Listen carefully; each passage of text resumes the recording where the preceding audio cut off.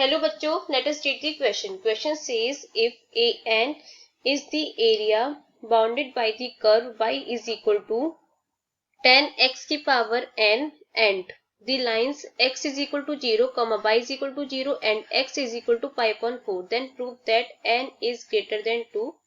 an plus 2 is equal to 1 upon n plus 1 and reduce 1 upon 2 n plus 2 is less than an is less than 1 upon 2n minus 2. तो आइए सबसे पहले हम इसके लिए की कंसेप्ट को समझ लेते हैं। की कंसेप्ट तो इसके लिए की कंसेप्ट क्या हो जाएगा, हमें पता है कि x की power n dx is equal to क्या होता है, ये होता है x की पावर n प्लस 1 और अपॉन में n प्लस 1 और प्लस का c। अगर इनडेफिनेट इंटीग्रेशन है तो प्लस का c यूज करते हैं। अगर जैसे कोई लिमिट दे रखी a टू b तो फिर हम इसमें कांस्टेंट यूज नहीं करते, लिमिट यूज करते हैं a टू b। पहले इसमें अपर लिमिट यूज करते हैं फिर माइनस लोअर लिमिट। तो अब हमें यहाँ पे क्वेश्चन में क्या दे रखा है कि हमें दे रखा है an जो है वो इसका एरिया है और लाइंस दे रखी हैं x is equal to 0, y is equal to 0 and x is equal to pi by 4। तो इस अगर हम इसका ग्राफ बनाते हैं तो कैसा ग्राफ आएगा, ये हमारा 0 से लेके ये इस तरह से ग्राफ आएगा और ये आएगा पाई बाई 4 तक। ये किसका ग्राफ है, y is equal to 10 x की पावर n का, ये इसका ग्राफ है। तो ये हमारा जाएगा x is equal to pi upon 4 तक। तो इसका जो एरिया है वो इससे रिप्रेजेंट किया गया है an is equal to 0 to pi by 4 और ये 10x की पावर n और ये dx, ये हो जाएगा। अब हमें यहाँ पे किसकी वैल्यू फाइंड करनी है, an प्लस 2। तो an ये हो गया, तो यहाँ से हम n की जगह n प्लस 2 पुट कर देंगे तो ये हमें क्या मिल जाएगा, an plus 2 is equal to 0 to pi by 4 10x की पावर n प्लस 2 dx, ये हो गया। तो यहाँ से हम दोनों को ऐड कर देते हैं तो an plus 2 is equal to 0 to pi by 4 10x की power n plus 0 to pi by 4 10x की पावर n प्लस 2 और ये यहाँ पे dx और ये यहाँ पे dx। तो an plus 2 is equal to 0 to pi by 4, ये कितना हो जाएगा 10 की पावर n 10x की पावर n, ये है 10x की पावर n और इसे हम लिख सकते हैं, यहाँ पे हमने इसको कॉमन ले लिया है क्योंकि जब हम इसको ऐड करेंगे तो इसको कॉमन ले सकते हैं। तो यहाँ पे क्या बचेगा 1 प्लस यहाँ बचेगा 10 स्क्वायर x और ये dx। an plus 2 is equal to 0 to pi by 4, ये क्या हो जाएगा 10x की power n 1 plus 10 square x, इसको हम लिख सकते हैं sec स्क्वायर x और ये dx। तो अब हम यहाँ से लेट डिस्ट्रीब्यूशन मेथड का यूज करेंगे। लेट x की 10x is equal to t, तो यहाँ से इसका डिफरेंशिएशन क्या होता है sec square x dx is equal to dt। तो यहाँ से क्या हो जाएगा an plus 2 is equal to, और लिमिट क्या हो जाएंगी, जब हम x is equal to 0 put करेंगे तो t इज इक्वल टू कितना आ जाएगा, t इज इक्वल टू आ जाएगा हमारा 0, 10 0 की वैल्यू 0 और जब हम x is equal to pi by 4 put करेंगे तो t इज इक्वल टू आ जाएगा 1 क्योंकि 10 पाई बाई 4 की वैल्यू 1 होती है। तो 0 टू 1 ये हो जाएगा t की पावर n और ये dt।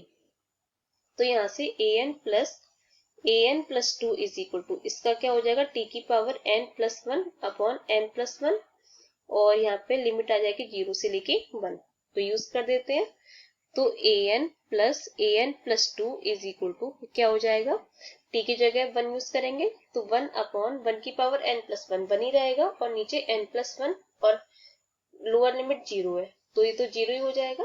तो यहाँ से हमारा an plus 2 is equal to कितना आ गया 1 अपॉन n प्लस 1।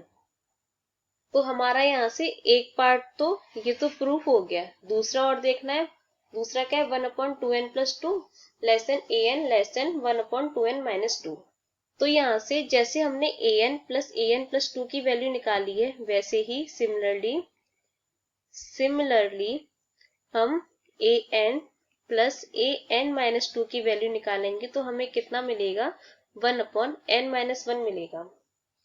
इसके अलावा अगर जो हमारा क्वेश्चन में जो x है वो 0 से लेके π/4 तक दिया गया है, 0 से लेके π/4, अगर हम इसमें इसका सबका 10 लें तो ये क्या हो जाएगा 10 0 is less than 10x is less than 10 π/4।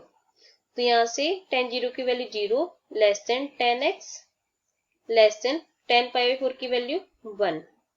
तो यहाँ से हम देख सकते हैं कि जो 10x की वैल्यू वो 0 से लेके 1 के बीच में लाई कर रही है। तो यहाँ से हम क्या लिख सकते हैं 10x⁴n is greater than 10x⁴n + 1 greater than 10x⁴n + 2।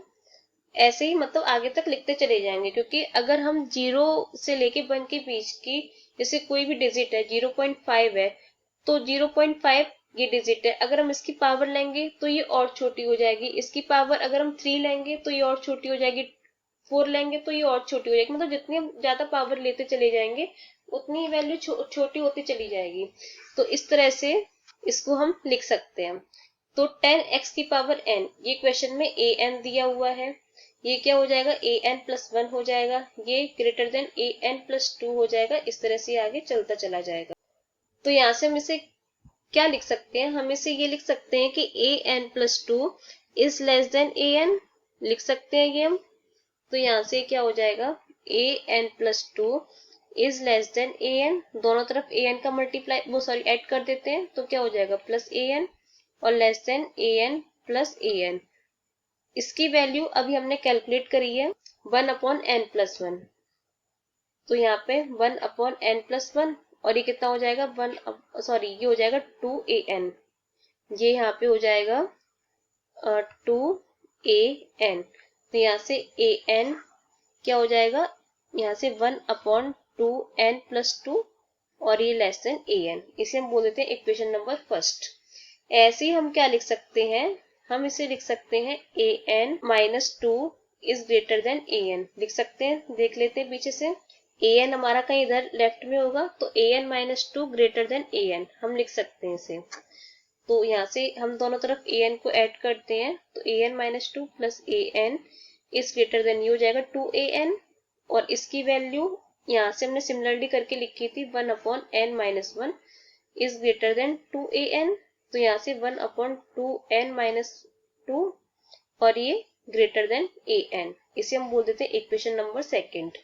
तो अब हम फ्रॉम इक्वेशन नंबर फर्स्ट और इक्वेशन नंबर सेकंड से क्या लिख सकते हैं, from equation first and second क्या लिख सकते हैं, हम यहाँ पे लिख सकते हैं an, यहाँ पे ये ग्रेटर देन, यहाँ पे लेस देन, यहाँ से ग्रेटर देन किसकी होगा 1/2n + 2 और यहाँ पे 1/2n - 2। तो हमें यही यहाँ पे प्रूफ करना था, तो हमें यहाँ पे यही रिड्यूस करना था 1/2n + 2 less than an less than 1/2n - 2 जो कि हो गया। तो यही हमारा आंसर है। Hope you understood well, best of luck.